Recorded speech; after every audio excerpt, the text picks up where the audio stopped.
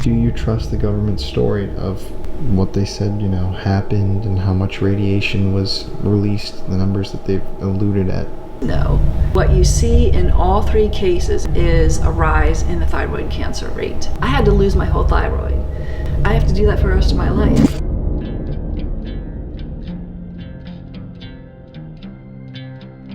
On March 28, 1979, at the 3 Mile Island nuclear power plant near Middletown, Pennsylvania, a cooling malfunction caused part of the core to melt in the number 2 reactor. The TMI-2 reactor was destroyed, thus sending the plant into a lockdown and causing a massive panic in nearby towns. This was the most serious accident in U.S. commercial nuclear power plant operating history and would forever change the future of nuclear power in the United States. Then U.S. President Jimmy Carter visited the plant in the days after the accident in a move that was meant to assure the public that the radiation levels being emitted from the plant were barely above normal. However, in the years since the 3 Mile Island incident, many have raised questions about just how much radiation was released into the environment that day.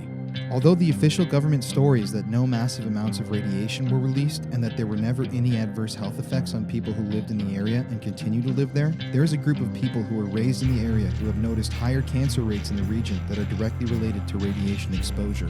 While I was in Pennsylvania, I decided to stop by and speak to someone who had contracted thyroid cancer herself, who believes that the incident at 3 Mile Island had something to do with it. This is the beginning of my special mini-series here on the Paranormal Files, where I'm going to explore abandoned, dangerous, and toxic locations across the United States and expose hidden truths that people in power simply don't want you to know. This is American Toxic.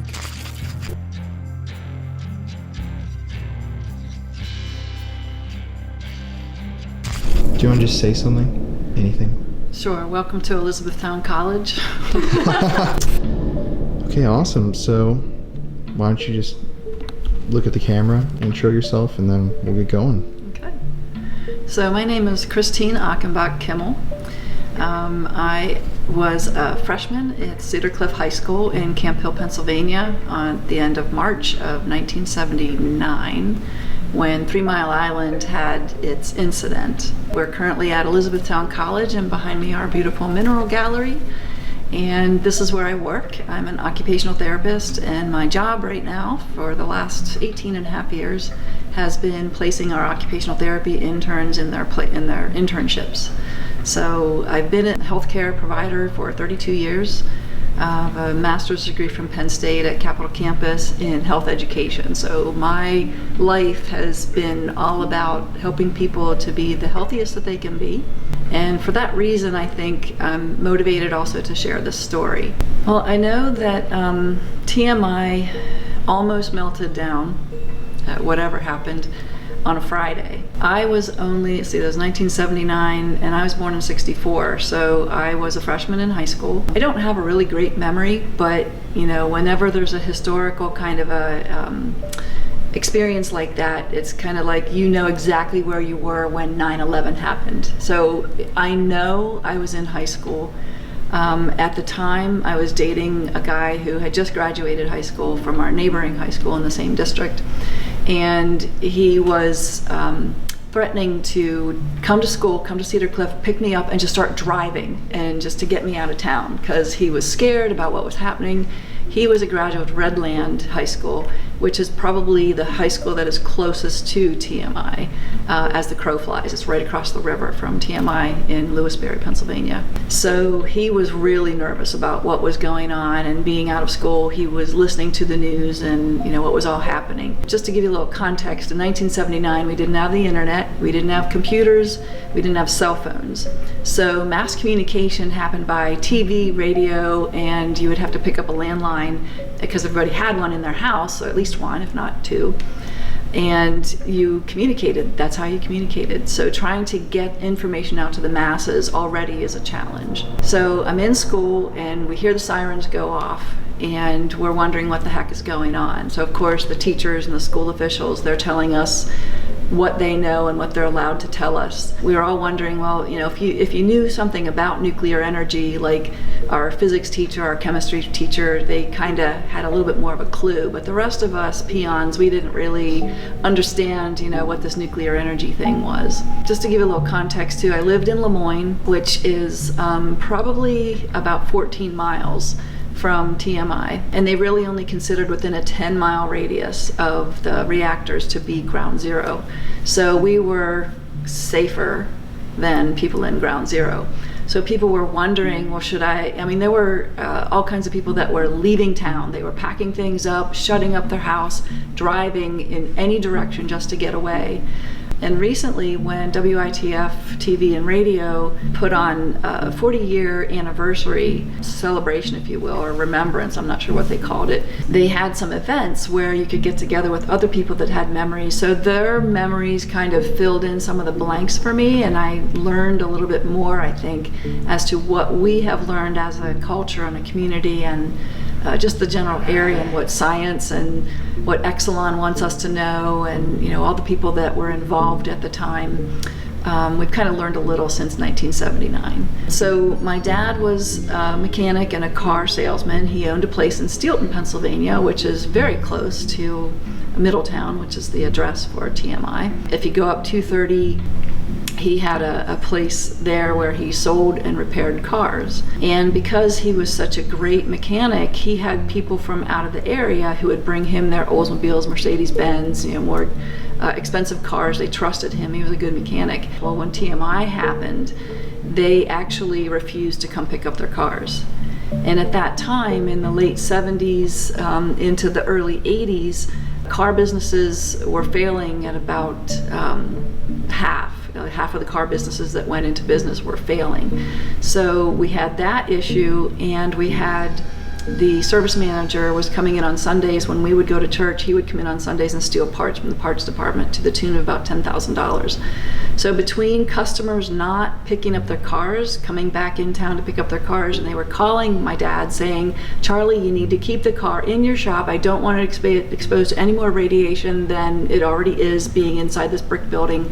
So my dad's like, "I'm trying to run a business here. How can I bring other cars in and have them repaired if yours is here in storage and you're not paying me?" So it was a really rough time. So I never actually put it together until in March when I was reviewing all this again. And my dad actually closed the doors and lost the business in 1980, and we declared bankruptcy, as they declared bankruptcy as a couple, my dad and mom.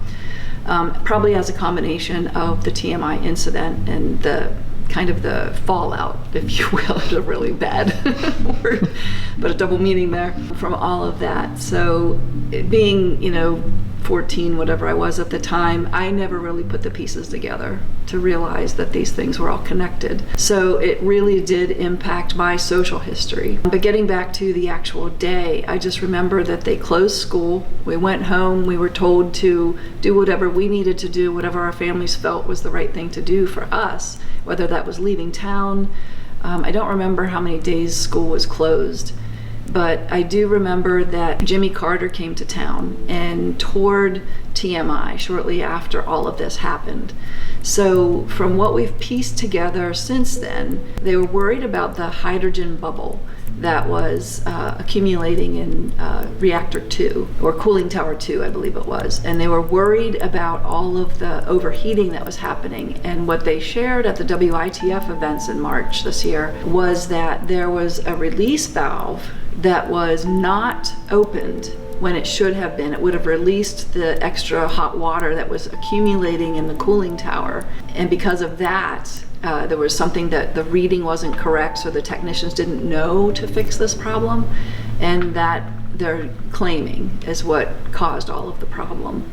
So I've been looking at some of the research since then and have some information that I think is interesting. So if there was radiation released that day, there's conflicting stories about that. Apparently there was a helicopter that flew over the tower that day, and because it was directly over the tower, the reading that it got miscommunicated to the masses that was actually the reading like outside that general vicinity. So everybody assumed that reading was an indication that there was a lot of radiation released. But I don't know that anyone has really ever come forward and said, this is how much radiation there was. I know I've looked at research that has measured residual radiation. Of course, radiation, has half-lives. So if, let's say plutonium has a half, I'm not a chemist or an engineer, so I don't know these things. But let's say if something has a half-life of 10 years, that means in 5 years it still has half the radiation it had when it was first kind of created. And then half again, it's still going to have half that much. So it never actually fully is not radioactive, because you can cut things in half all the time and you're still going to have a number. So how much radiation it was retained by things like the rocks in the Susquehanna River. So there are studies out there that measure residual radiation in that situation. I've also looked at what's happened in Chernobyl, in the area surrounding Chernobyl since that accident, and also in Japan since that reaction. And what you see in all three cases, in TMI, Chernobyl, and also in Japan, is a rise in the thyroid cancer rate, because we know thyroid cancer is caused by radiation overexposure. So there's been a lot of things that have happened since then that I think are attributable, but there's really no one smoking gun that says, yes, this is truly cause and effect. And as someone who's been working in social science for the last almost 19 years and doing research, I can tell you, you really never can fully say A causes B. You can never really identify that there's a causal relationship. You can say there's a correlation.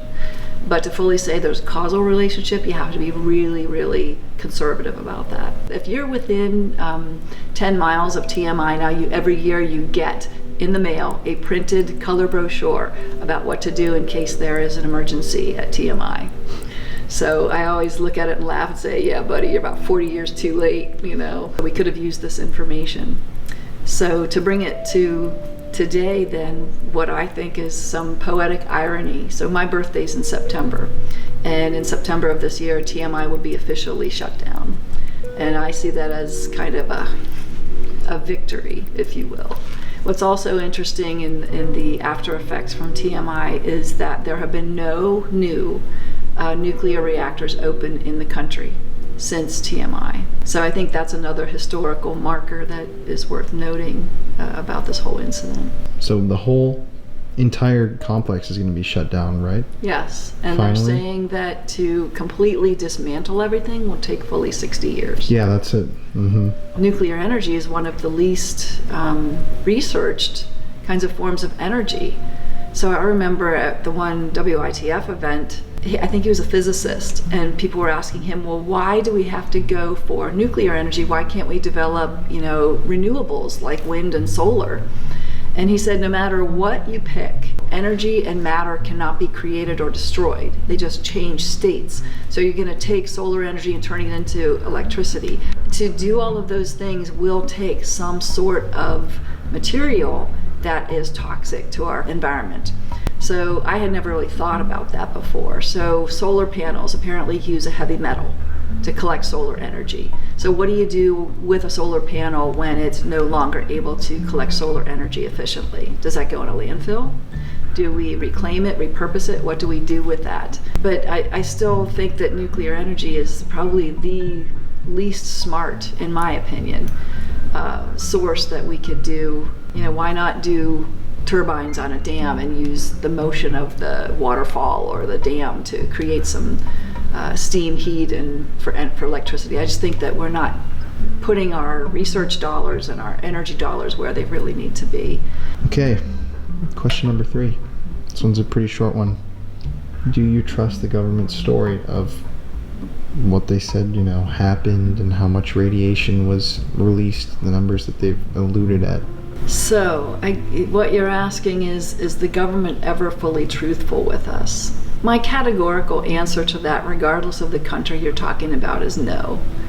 I don't really think that anyone fully, if they've got something to convince someone of, that they're ever fully going to tell the truth objectively. I think they're going to spin it the way they want people to hear it, the way they want people to believe it. I think one of the purposes of the government is to reduce the fear response to any event, regardless of what it is. You've got to, there's 350 million or more people in this country.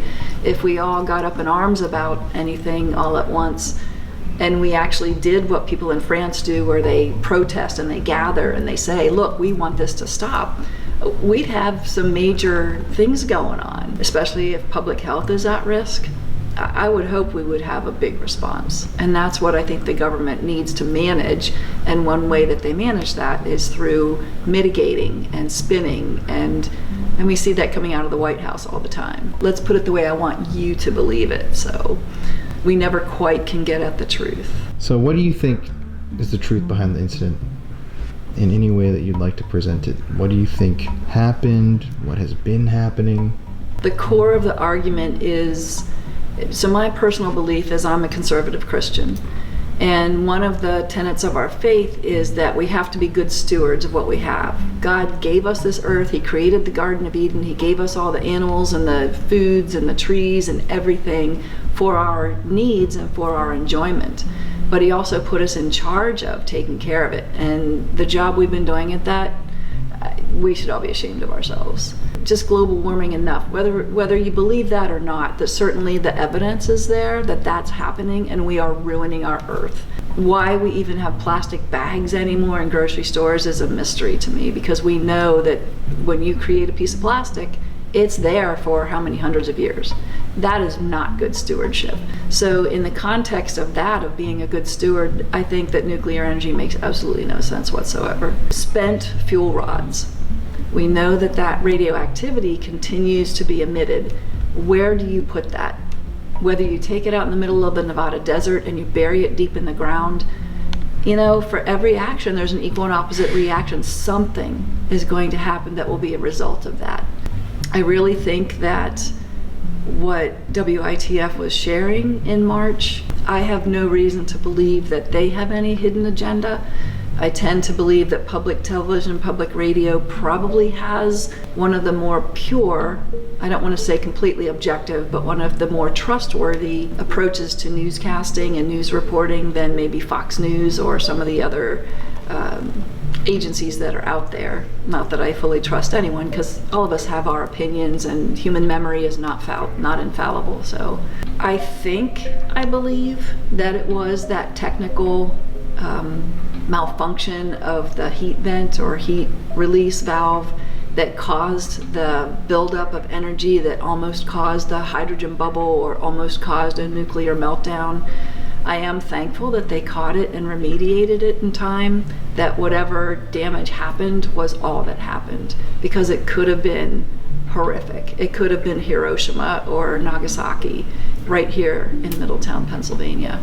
And then that means that the current generations would know that TMI stands for something besides too much information. If you've ever flown into HIA, Harrisburg International Airport, you fly basically over the cooling towers. And it's really eerie. There's 4 of them there. 2 of them are still producing steam. They will still continue to produce electricity until September. 2 of them have not produced electricity since March of 1979. Yeah, I think that what they're telling us is probably true. Is it all of the truth? I would never think that that was the case.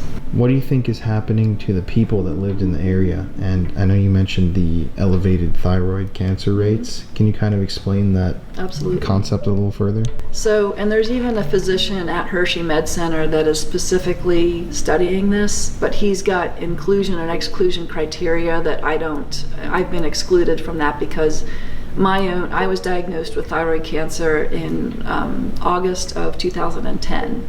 So that was obviously 31 years after TMI melted down, or almost melted down, listen to me. So when I first was being treated for that, there is a history of cancer in my family. My dad died of liver cancer. Remember I said he owned a car shop? Well, he did a really stupid thing. OSHA wasn't a big thing then. And so he didn't have the MSDS sheets on carbon tetrachloride, which was the parts cleaner they use in a lot of, even today, use in a lot of shops. Carbon tet is the parts cleaner. So they used to have Safety Clean, had these big drums with a faucet on it. So if you took a part out of a car and you needed to clean all the oil and the grease off of it, you could put it under this running spigot of this carbon tet. Well, when it's airborne, it causes lung cancer. That was shown in lab rats in the 80s.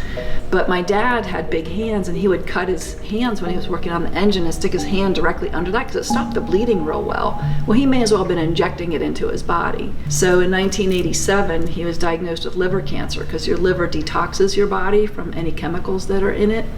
So his liver basically at that point said, I can't do this anymore. You need to stop putting this stuff in. And so I don't know, was it the combination of his exposure, his occupational exposure, and TMI? I don't know.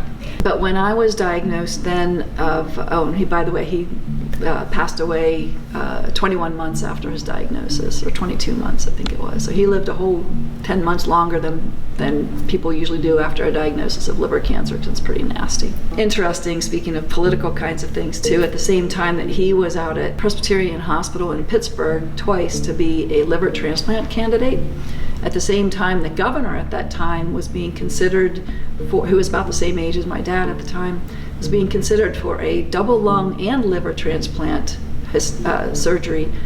The governor got the transplant. My dad, because he was just a lowly mechanic with a cancer diagnosis, didn't get the liver transplant. So, not making any judgment calls on that. I'm just saying, are things political? Maybe. Fast forward then to 2009, actually. I went to my OBGYN for my annual exam, and I always get a physical as part of that exam, and my gynecologist was palpating my thyroid, and he said, your thyroid gland feels enlarged. You should go see an endocrinologist, which is the medical professional that specializes in endocrine, which your thyroid is an endocrine gland. So I went to see an endocrinologist, and he said, you've got some swelling there. We really need to do an ultrasound to find out what's going on. Oh, by the way, in 2009, I said, it's just a thyroid gland. What's a thyroid gland? Forget it. So I did nothing about it for a year. So next year, I went back to see the same gynecologist, and he said, your thyroid's still enlarged. Did you ever get that checked out? Because he checked his notes and said that he had told me that in May of 2009. I said, no, I didn't. I said, I probably should do that, huh? So that's when I saw the other endocrinologist, and he said that I had this mass and I should get it assessed. So I did an ultrasound. The ultrasound showed that I had masses on both sides of 1 centimeter and 1.2 centimeters, because your thyroid is a butterfly-shaped gland, so it has 2 larger lobes. Sometimes if you're lucky and you only have a mass on one side, they just take half out. So when I was going through all of that evaluation and treatment, and eventually this scar is my thyroidectomy scar. So that was done in August of 2010. And because I wanted to get a second opinion, I actually went to Johns Hopkins Hospital, which is, world-renowned hospital. And they said, yeah, we agree with your Harrisburg-based endocrinologist. They were looking at my pathology reports. I'd had a fine needle biopsy of both lobes, which is a very interesting experience, just having the biopsy. If you don't like needles, you really are not going to like needles in your neck. I had 4 on each side. That was a very interesting test. So the endocrinologist that I saw, Dr. Renu Joshi, who is with UPMC Pinnacle Harrisburg, head of endocrinology, she said, as an endocrinologist, I have seen a very high rate of thyroid cancer in this area compared to my colleagues across the country and what they're reporting. So I started to do a little research, and I found out that the CDC reported, and these are actually 2014 examples. This is what's called the SEER rate, and the SEER rate is actually the surveillance, epidemiology, and end results. That's what SEER stands for. So they look at incidence of disease across the country. You'll notice that PA is a red state, and in this case that doesn't mean Democrat or Republican. It means that's the higher incidence rates. So New York, Massachusetts, Connecticut, and Pennsylvania, New Jersey on the East Coast all have red rates. Pennsylvania had in 2014 the unenviable position of being number 1 in thyroid cancer incidence in the country. So when I dug a little deeper in 2014, because September is Thyroid Cancer Awareness Month, so in September I try to make a little display for my students because women are 3 to 4 times more likely to be diagnosed with thyroid cancer than men, because it is a hormone-based disease. So I discovered that we had that high rate. But when you look at the incidence geographically, it used to be, I think, in south central Pennsylvania. Now it's actually the higher rates are in western Pennsylvania around Pittsburgh, because you think about the steel industry in Pennsylvania, the smelting of ore, iron ore into steel releases radiation into the air, and Pittsburgh had a lot of steel industry going on. So they still have a hotbed, even though the steel industry is pretty much shut down in Pittsburgh now, and they've repurposed those buildings. If you drive along, I think it's the Youghiogheny River, where there's quite a few former steel processing buildings. I think I would be a little nervous if I was renting an apartment in one of those renovated buildings, because that radiation, again, is still residual in the steel girders of the building and the concrete of the building. I just don't think it's very smart use of the residual landscape there. When I looked at the SEER rates recently, it looks as though Massachusetts is now number 1, but we're still number 3. So we still are high in the rate of thyroid cancer. And I think that that's something that everybody that lives in Pennsylvania should be doing a neck check. So if you don't know how to do that, you put your fingers on either side of your just below your Adam's apple on either side, and you swallow. And if you feel like there's a lump that makes your fingers kind of come out a little bit, even if it's slightly, probably a nodule. The interesting thing about thyroid cancer is that 50% of us in this country have a nodule in our thyroid gland, but only 5% of those are cancerous or pathological, let's say pathological. There are 4 kinds of thyroid cancer. The one that I was diagnosed with was papillary thyroid cancer, and it's the easiest one to cure. So I basically had thyroidectomy. 8 weeks later, for 2 weeks, I had to go off of my thyroid medication, and that's like pulling your spark plugs out. Like, I had no energy. But the reason for that was because they were going to do a radioactive iodine treatment. That was my chemo, if you will, my radiation treatment. And then they do a total body scan. And that radioactive iodine, if there's any thyroid cells left in your body, they'll pick up the iodine that's in the radioactive iodine. It shows up on a body scan. Now, the weird thing about thyroid cells, you're like, well, why didn't they just scan your thyroid? Well, thyroid cells can actually migrate to anywhere in your body. There have been people who've had thyroid cells show up in their big toe. So it makes sense that when you're going through any kind of treatment for thyroid cancer, they have to check out your whole body. So at the end of the day, do you think that there was more radiation release than they're talking about? Or what is your theory on just, how it all went down? And what that has to do with these elevated rates. Was it something that had to do with TMI, or is that culmination of TMI and the steel, or do you think it's, for people in this area, pretty directly related to that incident? I would say that there is building evidence that, as more and more people are coming forward, and just like Dr. Joshi saying, hey, I'm seeing this higher rate of thyroid cancer in this area, disproportionately so. You can't deny that. My opinion is that I think there's something there, whether it's, now if every 3rd person in south central Pennsylvania in the last 40 years was coming forth with thyroid cancer, that'd be pretty much a smoking gun, in my opinion. But I think there's still enough evidence to suggest that there was enough radiation released that day from TMI that probably it had an impact.